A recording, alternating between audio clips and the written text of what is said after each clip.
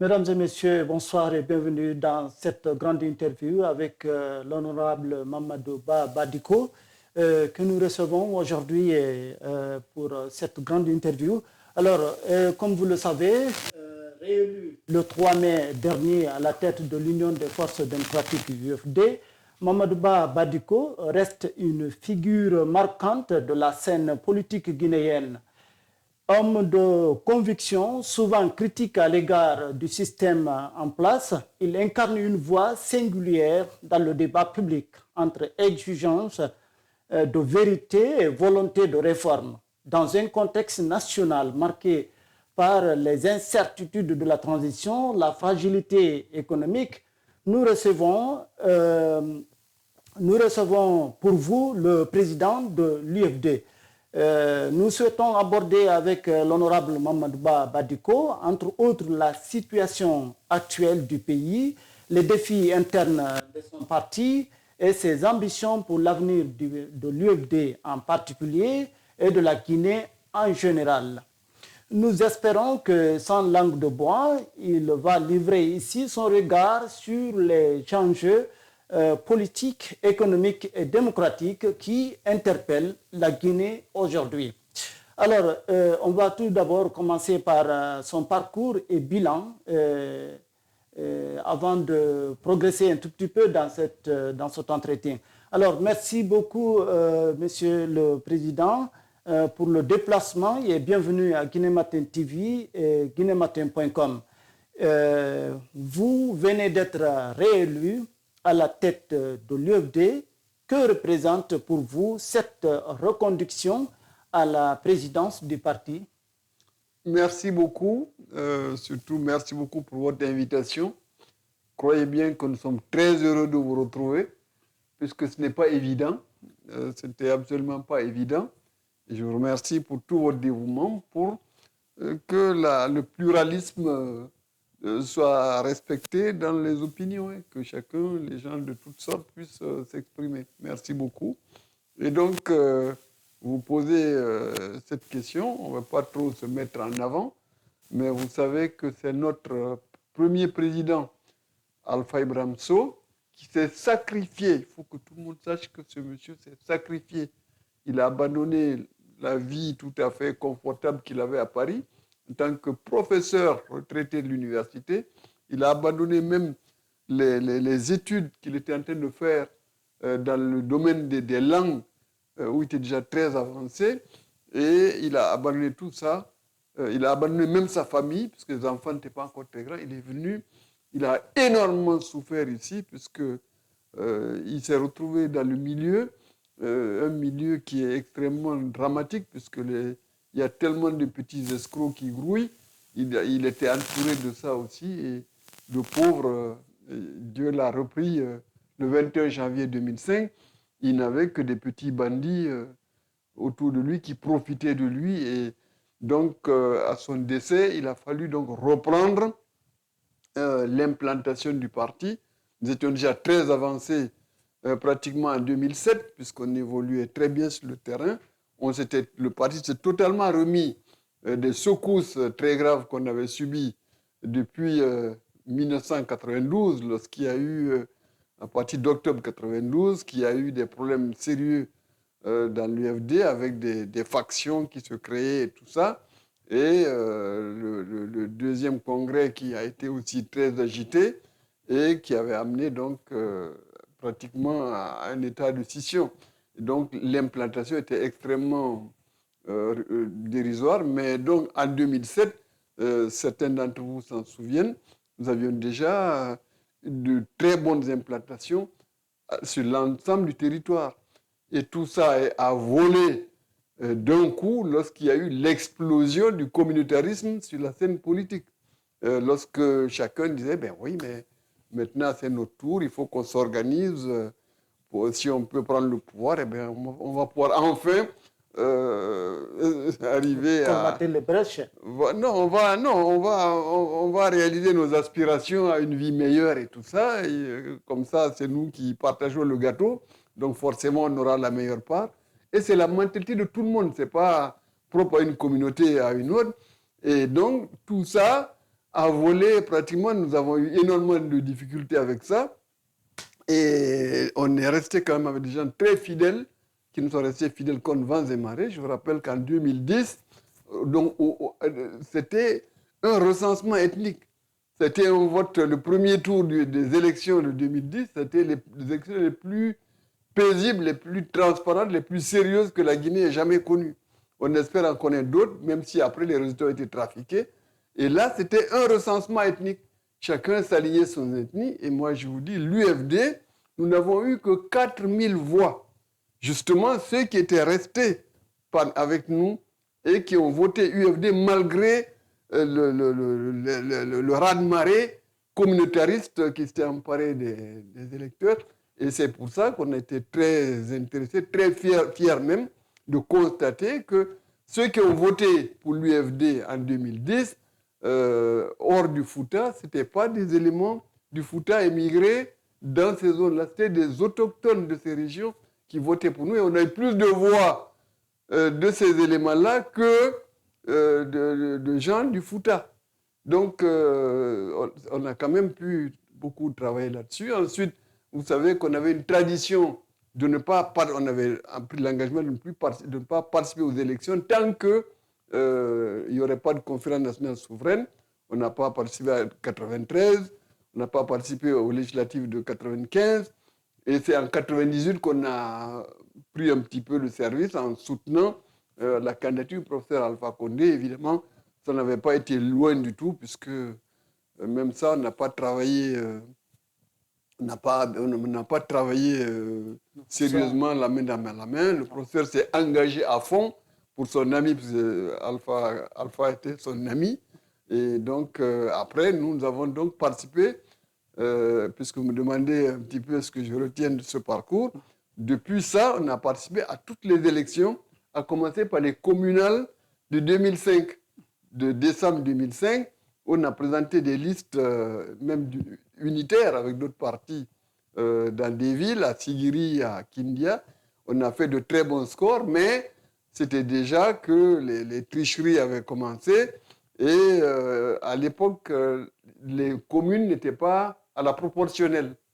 C'est-à-dire que la liste majoritaire prenait tous les sièges donc, de conseil. Donc, c'est pour ça qu'on n'avait pas eu de conseillers. Mais en 2010, nous avons tenu, malgré les grosses contraintes financières, à être candidat. On a posé notre candidature. Que vous aviez d'ailleurs dénoncé beaucoup.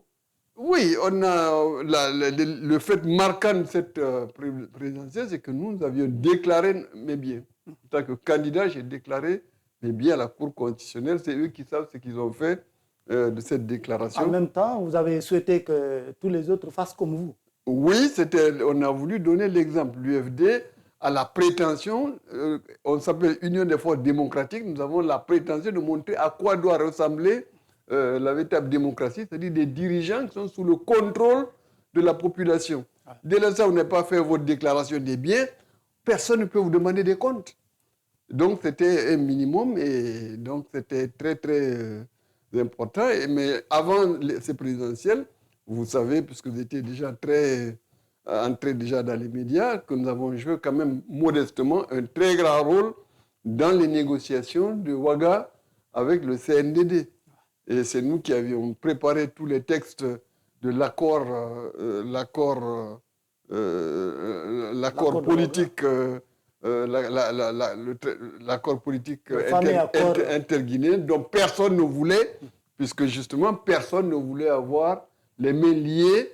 Tous ceux qui prétendaient au pouvoir voulaient avoir les mains libres.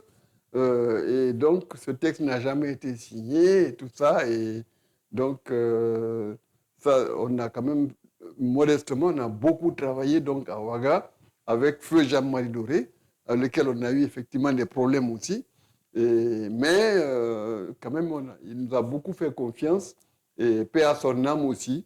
Et donc, ça fait partie des choses que nous avons faites. Et en 2013, nous étions également candidats, mais vous savez qu'en 2013, c'était pratiquement aussi des listes au crayon. C'est des listes qui ont été établies à la présidence de la République sur ordre. La meilleure illustration, vous pouvez vérifier si vous avez les résultats. on a donné à l'UFD 240 voix dans au moins 7 circonscriptions.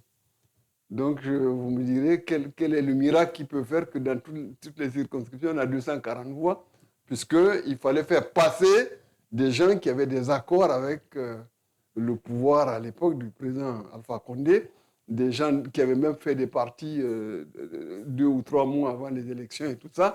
Donc, on a été victime de cette injustice. Mais en 2015, avec l'opposition qui était totalement incapable de proposer quelque chose de sérieux, et compte tenu de notre passé commun avec le professeur Alpha Condé, à lequel on a rompu en 1974 pour toutes sortes de raisons, mais on a trouvé que quand même il faisait beaucoup d'efforts. Il avait l'air donc de vouloir vraiment travailler et corriger certains des gros problèmes qu'il y avait eu dans son pouvoir au premier mandat. Donc on l'a soutenu, donc on a participé à ces élections aussi. Et on ne le regrette pas, mais on a dû constater après qu'on a signé des accords, mais nous étions les seuls à y croire. Donc il fallait bien tirer les conséquences aussi de cette situation.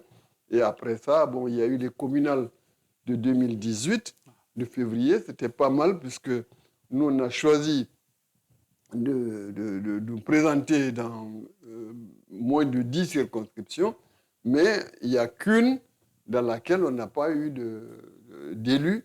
Et donc, c'est à partir de là, donc, puisque vous parlez de bilan, on a voulu que nos délégués montrent concrètement, non pas en tapant la poitrine, mais dans les actes concrets, comment ils sont au service de la population.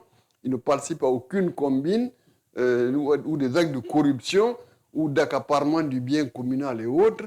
Et donc, je peux vous dire qu'ils ont vraiment fait un travail que les gens, de façon indépendante, ont reconnu. Donc après, bon, il y a eu, maintenant pour terminer, il y a eu quand même l'élection de 2000 législative, donc de 2019-2020. Et nous, justement, puisqu'on avait abandonné cette ligne consistant à boycotter les élections, en décembre 2019, nous avons posé la candidature malgré l'avis de certains partis. Malgré le contexte qui prévalait.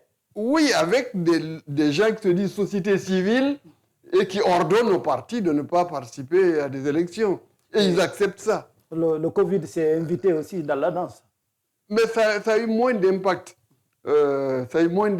J'ai beaucoup d'anecdotes à vous raconter à propos de ce Covid. Donc là, vous savez que pratiquement il n'y a pas eu d'élection en mars 2020. Et donc, arrivé en février, c'est là où on a balancé, le pouvoir a balancé de coupler le référendum aux législatives, alors que lorsqu'on déposait les dossiers, il n'était question que de législatives. Donc c'était un gros coup que nous on appelait du banditisme politique, où on a piégé ceux qui étaient inscrits, mais nous avons décidé de ne pas nous retirer, malgré 3 reports. L'élection était reportée 3 fois. On a épuisé les gens. Nous, on avait des jeunes qui étaient en campagne dans pas mal de villes. Ils sont restés, figurez-vous, dans des situations extrêmement dramatiques, puisque à chaque fois, on relançait la balle et tout ça. Et donc, nous sommes arrivés donc, à l'Assemblée. Et là, nous avons travaillé sérieusement également en disant, bon, nous sommes à l'Assemblée, il faut au moins que les gens sachent à quoi ressemble l'Assemblée. L'Assemblée, ce n'est pas là où on s'insulte père et mère, ou qu'on cogne sur la table, comme certains bien connus aimaient le faire. On crie au pistolet quelquefois. Ah, pas ici. Ici, on n'a pas de pistolet, heureusement. Mais dans les traditions guinéennes, les injures de père et mère, le désordre, la pagaille, nous, on n'a pas choisi cette voie. On a choisi d'argumenter de façon civilisée et démocratiquement. Et lorsque les textes étaient corrects, franchement, on a voté. Ouais. Et lorsqu'il ne paraissait pas dans les intérêts de la population, nous l'avons voté non. Et il y a eu le texte sur le Simandou. Nous avons choisi de nous abstenir malgré les réserves qu'il y avait sur le contrat, qui manquait énormément de transparence sur les avantages fiscaux, que même le FMI a relevé après du reste.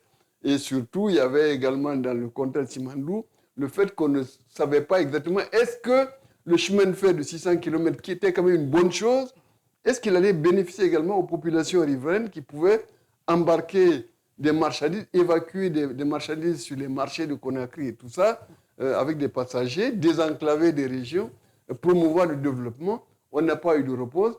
Mais dernier élément qui était encore plus grave, puisqu'il fallait bien trouver comment financer le troisième mandat, il y avait le contrat donnait lieu au paiement d'une redevance de 100 millions de dollars dès que le contrat de Simandou était signé. Et il était dit directement que non, ce n'est pas pour le trésor, ce sera versé à un compte qu'on va vous indiquer. Vous-même voyez ce que ça veut dire. Ouais, le manque total de transparence que nous dénonçons et nous avons toujours dénoncé. Ouais. Et donc, on s'était abstenu. Donc après, dans les textes qui étaient extrêmement dangereux et tout le monde l'a vu après, c'était la création de sous-préfectures qui a attisé les batailles communautaristes et même des batailles de clans au sein de la même communauté. Et bon, donc on ne regrette pas d'avoir été à cette assemblée. L'UFD se souvient quand même, l'UFD a activement participé à cette assemblée de la 9e législature. Oui. Et ce fameux projet Simandou qui a été soumis à l'analyse des députés, vous avez été vraiment critique et vous avez émis votre point de vue.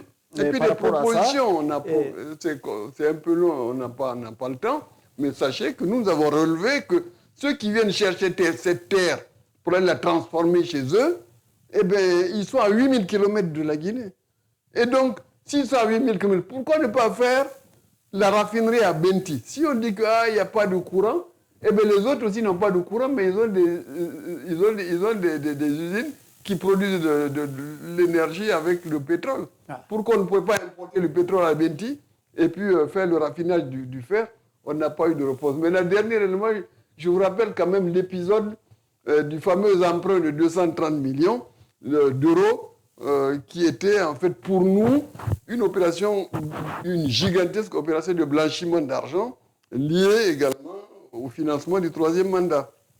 Et là aussi, mais heureusement que le président Alpha Condé était très sage. Il a fait voter ça à presque 100%, puisque vous savez que dans cette assemblée, il était rare qu'on soit plus de 2 à voter contre. Ah. C'était toujours une voix, la nôtre. Et là, il n'a pas osé, il n'a pas voulu signer, il n'a pas ratifié la convention où une société est créée un an plus tôt, avec 1000 livres sterling, prêtait 230 millions d'euros, pas dollars. Vous aviez donné beaucoup de détails sur ce Mais sujet. C'est notre métier. Il ne faut jamais oublier qu'on est comme expert comptable, expert financier, qu'on a une expérience internationale. Donc, il y a des choses qui n'ont pas de secret pour nous dans ce domaine. Absolument. On en vient donc à ce sujet, situation politique et gouvernance actuelle. Dites-nous, quel regard portez-vous sur la situation sociopolitique actuelle en Guinée, notamment dans le contexte de la transition en cours? Eh bien, nous disons simplement, quand un pouvoir n'est soumis à aucun contrôle, eh bien, c'est normal qu'il y ait toutes les dérives possibles. Nous avons mis beaucoup d'espoir sur la CRIEF, mais à ce jour, malgré tous les scandales énormes qui émaillent donc notre société depuis quelque temps, depuis des années, on n'a pas eu un seul procès sérieux où on a su la vérité sur les détournements qu'il y avait. C'est par milliers de milliards de francs guinéens, des tonnes d'or et tout ça. C'est presque inimaginable. Et donc, cette situation est extrêmement dramatique. Mais ça montre bien à quoi ressemble un pays où les gouvernants n'ont de compte à rendre qu'à eux-mêmes. Pourtant, la CRIEF fait des efforts. Il y a des décisions qui tombent, des relax, des condamnations, et tout intervient. Mais est-ce qu'on a touché aux milliers de milliards dont la presse parle de temps en temps, des tonnes d'or, où on dit non, c'est arrangé, il n'y a pas de problème, non, c'est réglé, on s'est compris. Alors donc, dans un jeu de mots, des tonnes d'or disparaissent, je ne sais pas si vous imaginez. Donc, il y a tout ça. Ça, c'est le manque de transparence. Quand il y a un manque de transparence, on n'a pas dit que tout est détourné, on n'a pas dit. Mais dès l'instant où il n'y a pas de preuves, Il n'y a pas d'organe de contrôle. Des faits présumés de détournement au niveau de la douane, au niveau de la banque centrale, tout ça, oui, c'est des centaines de milliers. Tout est arrivé à la CRIEF. Oui, et les impôts et tout ça, mais c'est arrivé à la CRIEF, mais c'est sorti où? On n'a pas vu de résultat. Et donc, il y a quand même des problèmes, mais on dit que lorsqu'il n'y a pas de transparence dans la gestion, tout est possible. Et pendant ce temps, on s'endette. Les dossiers sont en examen. Et aujourd'hui, oui, d'accord, mais jusqu'en quel siècle? Ça va prendre combien de temps? Mais nous disons que dès l'instant où le signal fort n'a pas été donné dès le début, avec la déclaration des biens de tous les responsables, des hauts responsables, qui dirigent le pays ou qui gèrent des fortunes, eh bien, il n'y a pas de recours. C'est ça le vrai problème. Et vous avez vu quand même les effets de l'enrichissement illicite qu'on a créé. Vous avez vu le nombre de 4x4 tout neufs qui flambent neufs, et puis les chantiers qui montent de partout sans qu'on sache exactement où, comment les gens ou de quels revenus ils disposent. Mais dès l'instant où il n'y a pas de déclaration des biens, vous ne pouvez rien faire. Vous pouvez interpeller personne. Et on ne sait pas ce que les gens ont. Et dites-nous, pensez-vous que la transition dirigée par le CNRD suit une trajectoire crédible et inclusive? Mais nous, on ne peut pas le dire, parce que je ne pense pas qu'ils aient demandé l'avis de quelqu'un d'autre avant de faire leur coup d'État en septembre 2021. Donc, ils ont pris des engagements dans le cadre de la charte de la transition. Pour nous, c'est le guide, c'est le vrai guide de toute la transition. Lorsque vous posez cette question, il faut donc voir la charte et voir quelles sont les obligations qui en découlaient et dans quelle mesure elles sont respectées. Vous aurez la réponse vous-même à votre question. Quelle est votre appréciation du cadre de dialogue politique instauré entre les acteurs guinéens? L'UFD y a-t-elle trouvé sa place? Mais vous savez, la Guinée, nous avons des traditions de tromperie, de faux dialogues, de faux semblants, des dialogues qui ne sont pas sincères, des dialogues qui ne sont pas francs, uniquement pour faire passer les choses. Vous avez vu quand même que il y a eu je ne sais plus comment on a appelé la première concertation nationale, où on a circulé partout, tout ça, on est monté, on est descendu. Et puis après, il y a eu le dialogue avec les trois braves dames qui ont jeté l'éponge après. Donc, on ne peut donner que cet exemple. Nous, au début, nous avions même dit qu'on était pour le dialogue à condition que la CEDEAO soit là. Aujourd'hui, nous avons retiré cette condition, puisque justement, la CEDEAO ne sert à rien. Aujourd'hui, la CEDEAO est totalement disqualifiée.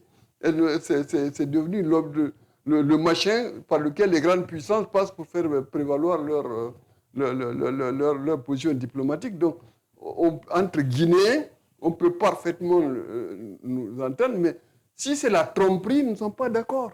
Si ce n'est pas sincère, nous ne sommes pas d'accord. Je ne dis pas qu'on ne peut pas nous tromper, mais je peux vous dire que je ne crois pas qu'il y ait beaucoup de gens dans ce pays qui puissent nous tromper.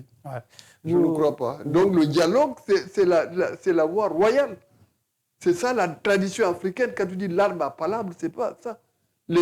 Tous les conflits, tous les conflits des communautés se résolvaient sous l'arbre à palabre. Oui.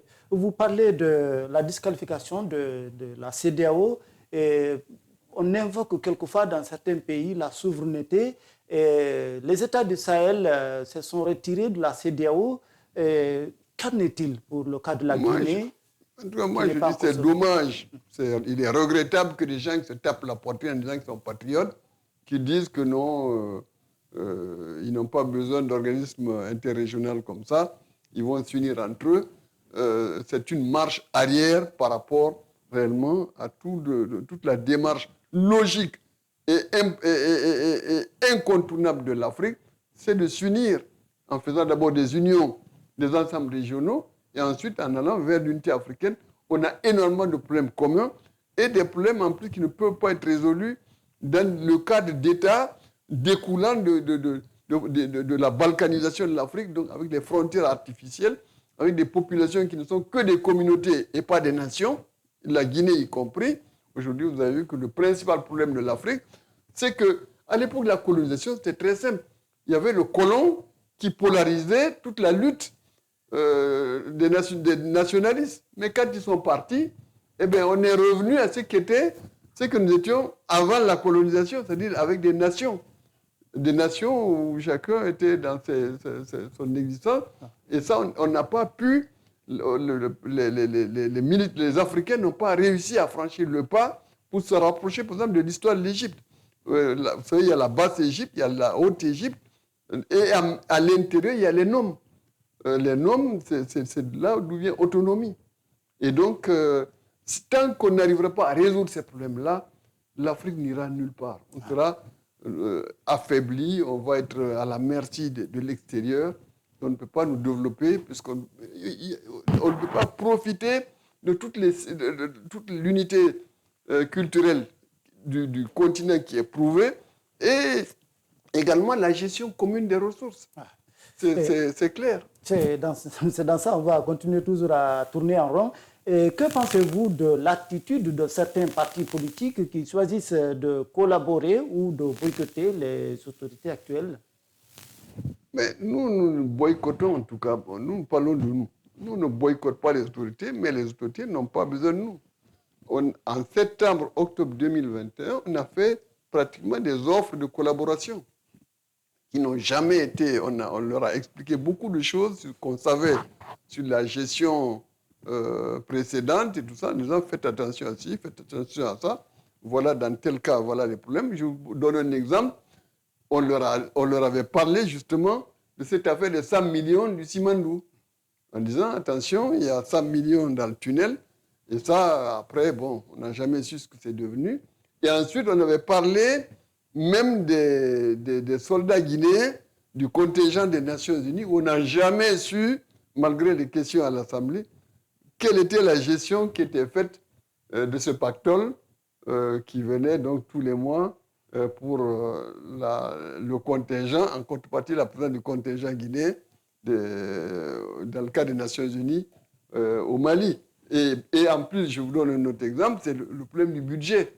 Vous savez que le budget, on leur a expliqué ligne à ligne, on dit attention, voilà comment on camoufle les choses dans le budget. On dit, voilà, c'est dépenses de transfert, recettes de transfert, et c'est des milliers de milliards, personne ne sait ce qu'il y a là-dedans. On jongle, en plus on dit, investissement de tel exercice et tout ça, alors qu'il faudrait normalement faire une annexe pour dire, l'investissement c'est ça, ça, ça, ça. Et ça, on a expliqué tout ça, beaucoup de choses, et évidemment, il n'y a jamais eu de suite, puisqu'ils se méfiaient de nous, certainement, puisqu'on insistait, on était prêt à collaborer avec eux. Mais la porte est restée fermée, et encore plus fermée aujourd'hui qu'elle l'était à cette époque-là. Et donc, nous, on n'est pas... Notre existence, moi, pour manger mon fonio et mon tour, moi, je n'ai pas besoin d'être ministre. Hein, donc, on n'a pas de problème. On n'attend pas, nous suivons la règle que les postes de l'administration ou les postes politiques ne doivent pas servir, être indispensables pour exister.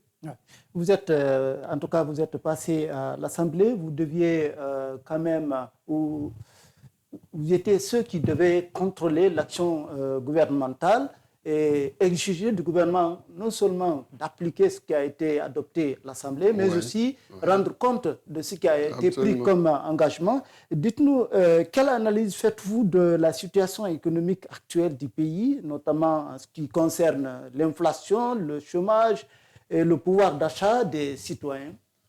On l'a dit, et on va le répéter dans notre déclaration donc du rapport d'activité du bureau exécutif, c'est la Guinée est tellement, on dépend à 98% pour les exportations des mines. Donc on est totalement dépendant des mines et c'est une situation extrêmement dramatique puisque la Guinée est le prototype même du pays attardé en Afrique. On n'est pas les seuls malheureusement, où on ne produit que ce qu'on ne consomme pas et on ne consomme que ce qu'on ne produit pas. Nous avons même donné l'exemple que pratiquement même l'air et l'eau, il n'y a que ça qui n'est pas importé ici. Et encore l'eau, on peut discuter si c'est l'eau potable. Donc on a dit que tant que l'Afrique ne viendra pas à cette loi implacable de l'économie, consommer ce que nous produisons et produire autant que possible ce que nous consommons, en priorité ce que nous consommons, on va être exposé à toutes les fluctuations. D'abord en exportant des produits bruts, non transformés, donc toute la valeur ajoutée, elle ressortira ailleurs et pas ici. Donc c'est nous qui perdons. Et en même temps, les fluctuations de toutes sortes, comme actuellement la bauxite, je vous dis, la bauxite, dont nous dépendons de façon incroyable, avec l'or d'ailleurs et tout ça, les fruits ont flanché d'un tiers. On est passé de $60 à $40. Donc, les recettes publiques vont suivre. Donc, quand vous parlez d'inflation, l'inflation, elle est importée, puisqu'on importe tout. Il suffit qu'il y ait des fluctuations de change qui nous sont défavorables, ou les cours de ce qu'on nous vend qui augmentent, et également, vous avez le problème de la crise économique mondiale. Il y a aujourd'hui, l'économie du monde ne se porte pas bien. Notre principal client, par exemple, la Chine, a beaucoup de problèmes. Depuis le Covid, ils ne sont pas complètement rétablis. Et il y a des revues très sérieuses qui ont dit que la demande de bauxite de la Chine a sérieusement baissé. Et figurez-vous que, comme c'est une matière première brute, il n'y a aucune valeur ajoutée, la concurrence n'est pas difficile. Il n'y a pas que la Guinée qui a de la bauxite. Les Australiens qui avaient perdu la place de premiers exploitateurs de bauxite, apparemment, ils sont en train de réattaquer très dur, profitant de leur proximité géographique avec la Chine pour dire oui, nous on va vous livrer ça, c'est moins cher et tout. Donc on est trop exposé, alors que si on faisait l'agriculture, l'élevage, la pêche, ce sont des ressources renouvelables. Quand vous avez mangé votre récolte, l'année d'après, vous travaillez, vous avez une autre récolte. L'élevage, c'est pareil, vous avez votre bête, vous la vendez ou vous la consommez, mais elle se reproduit. La pêche, c'est pareil. Donc, alors que tout le reste, et nous avons donné l'exemple de la RDC, dont le malheur, c'est justement les mines. Nous considérons que c'est le pays le plus misérable du monde. Je ne sais pas si on vous a fait quelques images de ce que vivent les Congolais, que ce soit dans Kinshasa ou dans les provinces. Avec leurs ressources humaines. C'est inimaginable. Et la Zambie, pareil. Et alors qu'ils exportent des produits miniers depuis des dizaines d'années. Et on a donné l'exemple, le bon exemple, c'est le Botswana, d'une très bonne gestion. Ils ont un peu de diamants, mais ils ont toujours l'élevage, vous savez que c'est des grands éleveurs de bétail aussi.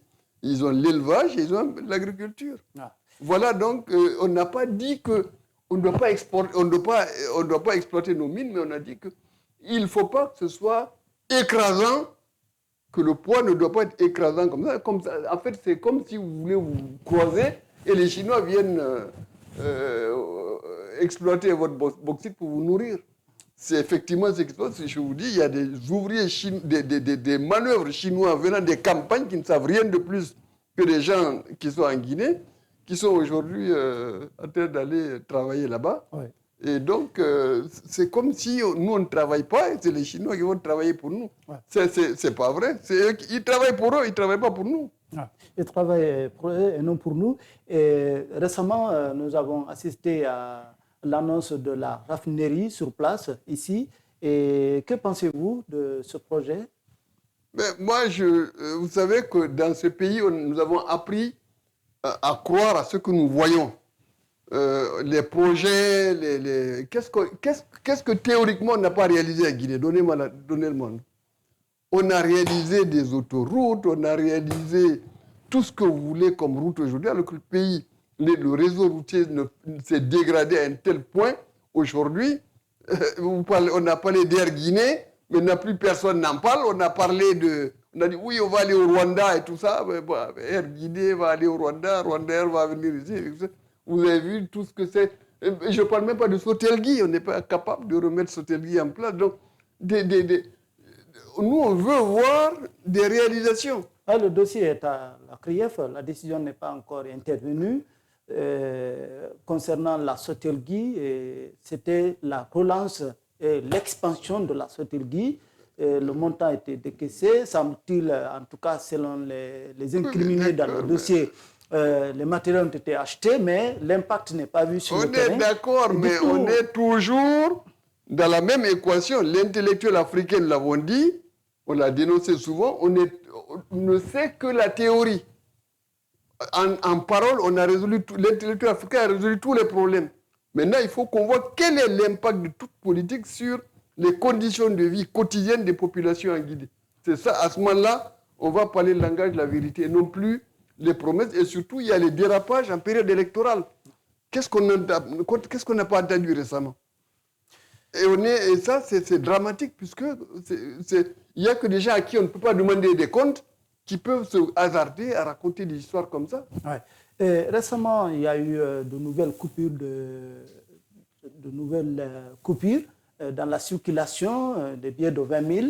Et dites-nous, qu'est-ce qui peut prévaloir à cela et quelles peuvent être les conséquences de cette mise en circulation de nouvelles coupures de billets? La Banque centrale n'est pas contrôlée. La gestion n'est pas transparente. Vous avez entendu les disparitions de tonnes d'or et tout ça, ou c'est par des jeux de mots que c'est réglé. Donc, les billets de 20 000, on ne sait pas, est-ce que ce n'est pas pour augmenter la masse monétaire? Est-ce que ce n'est pas la planche à billets qui est en route? On ne sait rien. Puisqu'il n'y a pas de léger, tout ce qu'ils disent n'est pas crédible. On dit que c'est pour renforcer la sécurité. Mais moi, je ne peux... vraiment, ce n'est pas la peine de parler de choses qu'on ne connaît pas. Mais je dis que là, la gestion n'est pas transparente et ce n'est pas d'aujourd'hui. Donc, vous avez vu l'histoire des 20 millions de dollars attrapés à Dakar. Et puis les pilotes ont crié, non, c'est pour le président Intel et tout ça. Et puis après, il a fallu fabriquer rapidement un papier disant que non, c'est pour la Banque centrale et tout ça, dans l'avion de Emirates et tout. Donc, c'est une tradition, malheureusement. C'est dramatique, mais c'est comme ça. Quand ce n'est pas contrôlé, la gestion n'est pas contrôlée de façon indépendante. Oui. Même si par endroits ils disent avoir consenti assez d'efforts dans ce sens, dites-nous comment jugez-vous la gestion des ressources minières et les priorités budgétaires de l'État? Mais pour nous, dans notre proposition de régionalisation avancée, nous avons dit qu'on ne doit pas consacrer plus de la moitié des ressources pour l'administration. Tout le reste doit être consacré au développement. Aujourd'hui, qu'en est-il? Aujourd'hui, on est en train de ravager le pays. C'est depuis longtemps que c'est comme ça. Ravager carrément le pays pour nourrir une bureaucratie qui ne sert à rien pratiquement. Montrez-nous quel est le domaine qui marche. Quel est le domaine dans lequel on peut dire oui, Dieu merci, voilà, ça marche. Non, tout est urgent dans notre pays. Tout est urgent dans notre pays. L'UFD a-t-elle une vision économique claire pour sortir la Guinée de la précarité actuelle? Si oui, pouvez-vous en esquisser les grandes lignes? Eh bien, les grandes lignes, c'est qu'il faut mettre la population au travail. Il faut que les gens apprennent à vivre à la sueur de leur front et qu'ils n'attendent pas des mannes qui vont tomber, puisqu'il y a la campagne électorale, ils peuvent aller danser, chanter et avoir de quoi manger pour 2 ou 3 jours. Ça n'a pas de sens. Il faut nécessairement trouver le moyen de mettre les gens au travail. Vous ne savez pas, mais quand vous allez à la campagne aujourd'hui, vous cherchez des employés, des ouvriers, vous n'en trouverez pas, il n'y a personne. Personne n'est prêt à travailler. Il y a des vieilles personnes ou des gens en tout cas qui vivent tranquillement de leur mandat d'Orange Money et ils n'ont pas besoin de travailler. Mais le peu qui travaillent, il faut qu'on les appuie. Et il y a notre compatriote Thierno Amadou Diallo qui est quand même un grand économiste, grand financier, qui a aidé beaucoup au financement des projets dans toute la Guinée, qui a bien dit l'autre jour qu'il faut rappeler que quand l'État intervient, ça ne doit pas être sur un seul des maillons du paramètre. Quand c'est de l'agriculture, il faut aller jusqu'au bout. Il n'y a pas que balancer des engrais qui développent l'agriculture. Il faut que ce soit fait sérieusement, pas pour dire oui, on l'a fait. De façon rationnelle. De façon rationnelle et organisée. Maintenant, là, je vous préviens qu'on va toucher au problème des ressources humaines. Puisqu'aujourd'hui, nous n'avons que des ingénieurs et des vétérinaires du goudron, des ingénieurs agronomes et des vétérinaires du goudron. Ils sont à Conakry. Ils ne sont pas dans les campagnes, là où on produit, là où on peut encadrer les paysans, où ils ont ailleurs. Vous savez qu'ailleurs, moi j'ai connu au Cameroun, l'ingénieur agronome qu'on envoyait dans une zone, il avait son champ. Il montrait l'exemple et donc les paysans, vous voyez, ce n'est pas uniquement le discours. Donc il faut qu'on sorte des discours et réellement de faire semblant. Et en plus, je vous dis que il y a eu beaucoup de projets agricoles qui ont été initiés depuis, à l'époque même du président Alpha Condé, mais tout ça, la plupart, c'était avec des sociétés qui sont des émanations des fonctionnaires de Conakry. Ouais.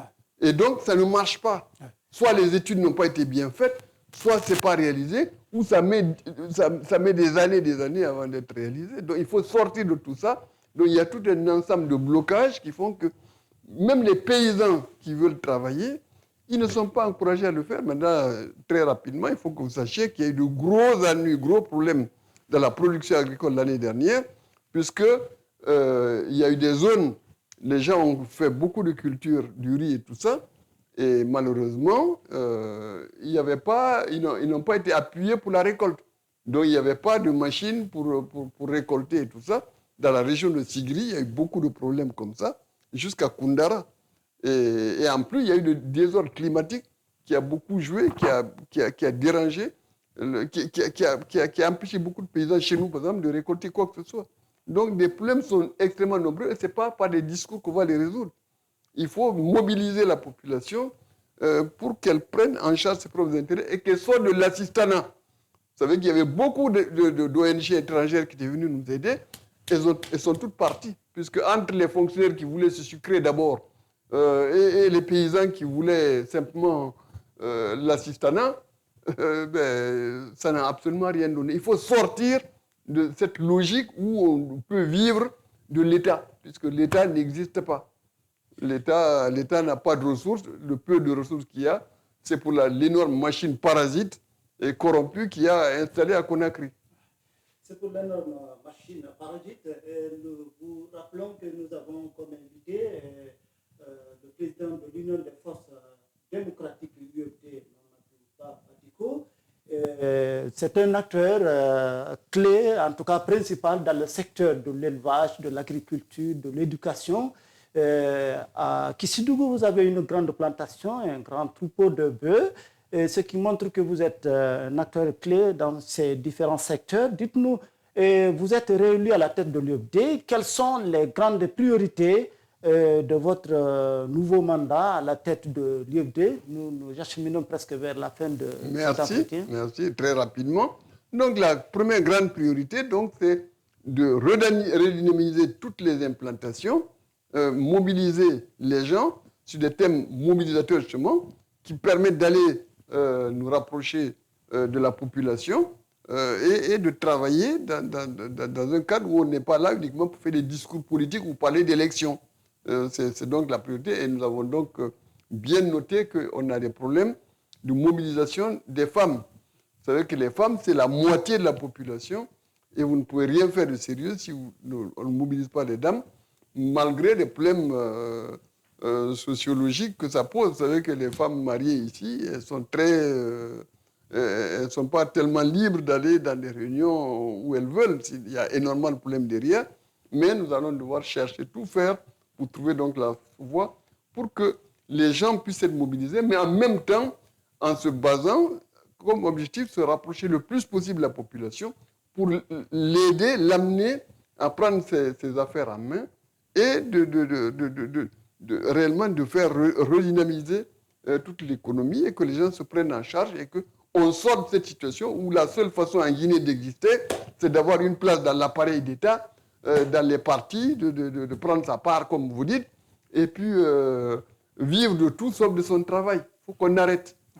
Il faut qu'on arrête, Mamadou Badiko, président de l'UFD, vous, du Cameroun à Conakry. Maintenant, vous êtes beaucoup plus en campagne auprès des populations rurales. Mais nous nous acheminons vers des moments assez critiques parce que des idées naissent de partout concernant les prochaines échéances. Dites-nous quelles sont vos attentes en ce qui concerne l'organisation des échéances électorales locales, législatives et présidentielles. Mais nous en tenons aux engagements qui ont été pris. On nous a dit qu'il y aura des institutions démocratiques avec des élus issus d'élections libres, honnêtes et transparentes. Mais on a déjà une très grande inquiétude, c'est qu'on ne sait pas comment on va convoquer un référendum et toute cette chaîne d'élections sans liste électorale fiable. Aujourd'hui, la campagne que nous avons d'enrôlement biométrique, mais tout le monde voit que ça ne marche pas. Enrôler 30 personnes par jour, vous imaginez ce que c'est. Il y a un gros problème et c'est partout. Le problème, c'est que ce n'est pas dans certaines zones qu'on va dire que ça ne marche pas. C'est dans tout le pays, il y a des problèmes énormes. Les gens souffrent énormément. Puisqu'après, on les a effrayés pour dire que non, celui qui n'est pas enrôlé, il n'est pas guinéen. Une énormité comme ça, c'est incroyable. Donc, ils n'imaginent même pas l'énormité que c'est. Et s'ils veulent faire s'ils veulent que les gens se révoltent, mais ils vont y arriver. Et on ne souhaite pas qu'on arrive à des situations comme ça. Moi, que vous voyez, je vous dis, je n'arrive pas à m'enrôler, puisque impossible d'avoir rendez-vous. Et je ne peux pas les traîner 3 jours debout en train de voir les gens qui entrent, qui sortent, les machines en panne, le panneau solaire qui ne marche pas, les fiches qui sont finies ou autres. Non. Moi, j'ai mon acte de naissance biométrique jusqu'à ce que quelqu'un dise que non, il faut l'annuler, tu n'es pas guinéen. À ce moment-là, on va parler. Oui, le dialogue politique tarde à être effectif dans notre pays. Et alors qu'on parle d'élections, aujourd'hui, est-ce que vous croyez à la tenue rapidement de ces échéances électorales dans notre pays? Ça dépend. Si on veut faire des élections sérieuses, honnêtes dans les règles et des élections crédibles, eh bien pour l'instant, je ne vois pas. Je vous dis, la première base, c'est le fichier électoral. Je vous rappelle qu'en enrôlement non biométrique, la première CENI, a mis 2 ans à nous produire le meilleur fichier électoral que la Guinée a jamais eu. Ça a mis 2 ans. Et ensuite, là, contrairement à maintenant, l'extérieur était bien pris en compte. Et nous soutenons qu'il y a aujourd'hui plus de 40% de la population guinéenne, avec beaucoup d'ayants droit de voter, qui sont à l'extérieur et qui ne vont pas arriver à s'inscrire. Il y a eu beaucoup de fuyards, on les considère comme ça. Nicaragua a connu le passé de beaucoup de Guinéens. Pensez-vous que les conditions sont réunies pour les élections libres, inclusives et transparentes en Guinée? Mais nous allons juger ce qu'on va voir. Est-ce qu'il y a des textes qui sont honnêtes? Est-ce que ce n'est pas des textes ficelés pour confisquer le pouvoir? Ou est-ce que ces textes, même sont corrects, est-ce qu'ils vont être appliqués? Vous avez entendu le ministère a rassuré en disant qu'à côté du ministère, il y aura un observatoire, mais il a dit autre chose, c'est que oui, il y aura la société civile, il y aura les partis politiques, et tout le monde, avec le CNT, tout le monde sait aujourd'hui, la Guinée, c'est quoi la société civile? Ce sont des gens qui politiquement sont alignés, que ce soit derrière l'opposition ou le pouvoir. Il n'y a pas de société civile indépendante, ça n'existe pas ici. C'est clair. Donc, si on veut fabriquer un observatoire comme ça, bourré d'une écrasante majorité, comme à l'Assemblée, au CNT, eh bien, le résultat sera le même. Nous disons qu'il faut que ce soit les partis qui ont des candidats qui soient membres de cet observatoire. Quelqu'un qui n'a rien à faire là-dedans, il ne faut pas qu'il vienne dire que moi je suis indépendant, puisqu'on sait que ce n'est pas vrai. Alors, dites-nous, Président, êtes-vous personnellement candidat pour la prochaine élection présidentielle ou envisagez-vous de porter un autre profil au nom de l'UFD? Eh bien, très rapidement, je dis, moi j'ai 77 ans, moi j'ai toutes mes énergies, toutes mes forces, toute ma lucidité. C'est une visite médicale d'experts assermentés indépendants qui peuvent le confirmer. Mais je dis que si les textes nous interdisent, ne nous permettent pas d'être candidats, nous ne va pas forcer. Regardez-moi bien, vous savez bien que ce n'est pas écrit sur mon front, je serai président de la République ou je ne serai pas président. Donc l'essentiel, c'est de faire aboutir les idéaux de l'UFD. Sans être candidat, on peut porter on a des gens tout à fait valables qui peuvent être candidats et sinon on peut en soutenir d'autres en lesquels on peut s'entendre sur un minimum. Donc nous, ça ne nous pose absolument aucun problème, mais on ne peut pas répondre à une question qui n'est pas encore posée.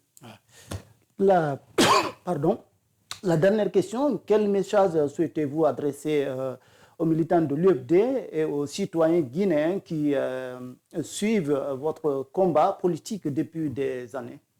Eh bien, il faut qu'on constate que réellement la classe politique guinéenne a failli à sa mission et qu'aujourd'hui, tout est remis en cause et qu'on doit militer non pas pour se remplir les poches, pour avoir des positions de pouvoir, pour avoir des revenus, mais pour développer le pays, sortir de cette situation de 67 ans de misère, de corruption et de déstabilité aussi et de blocage. Donc, et en même temps, respecter ce que nous avons dit, tout faire pour mobiliser les dames et en même temps se rapprocher le plus possible des populations par rapport à leurs propres besoins pour les mobiliser pour qu'elles prennent en charge leurs propres besoins. Leurs propres besoins, que ces populations les prennent en charge.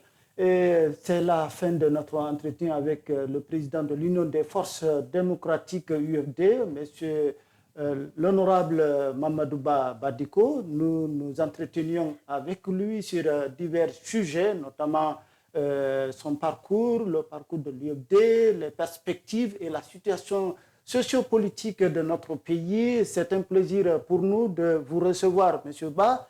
Merci d'être passé et nous vous souhaitons plein succès pour votre nouveau mandat. Merci beaucoup. Que Dieu vous permette d'accomplir honnêtement votre mission pour la défense de la liberté d'expression dans le respect de votre déontologie et du pluralisme démocratique. Voilà, merci beaucoup et bon courage. Merci beaucoup, aimable lecteur. Ce serait un plaisir de vous revoir. Merci. Merci beaucoup, aimable lecteur et téléspectateurs de Guinée Matin TV et de Guinée Matin. Nous vous disons merci de nous avoir suivis. Désolé d'avoir été un peu long. C'est normal, c'est tout à fait normal.